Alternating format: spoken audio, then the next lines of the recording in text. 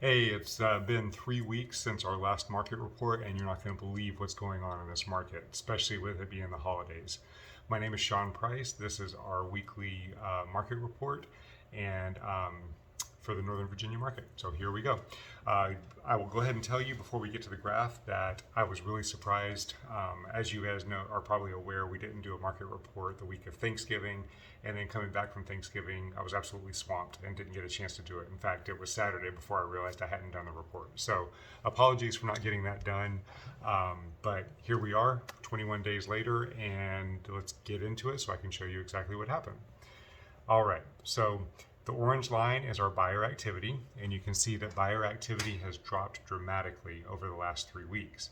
Now that, I believe, is in response to this extreme drop in seller activity. It's dropped another 30% over the last 3 weeks. So you can see that inventory has actually dropped almost to an all-time low. This was the lowest we had over here. So inventory is extremely low right now. Buyer activity has no choice but to follow, because the buyer activity that we track is pendings and closed properties. So if there's not any property, you can't have any pendings or closed properties because they're not available.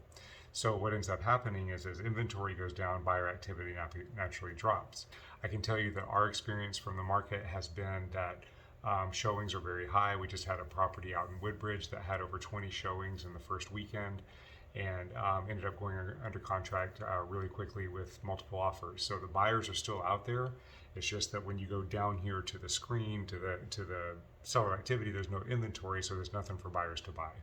So we have a decrease in overall market activity, but I feel like that is being fed by the decrease in inventory.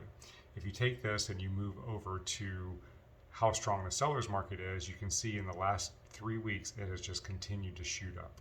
It's crazy strong seller's market. So will this trend continue over the next 2 weeks with Christmas coming up? It's really hard to tell, but I can tell you the buyers are out there.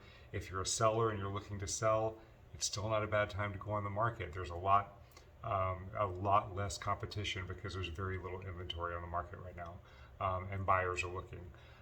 Buyers, there is a better chance for you to not have 15, 20 multiple offers, because I do have a lot of buyers that are waiting until the spring of next year to start buying, but you will still be facing competition. So you still have to be strategic with your offers, and you still have to move forward very intelligently and very strategically.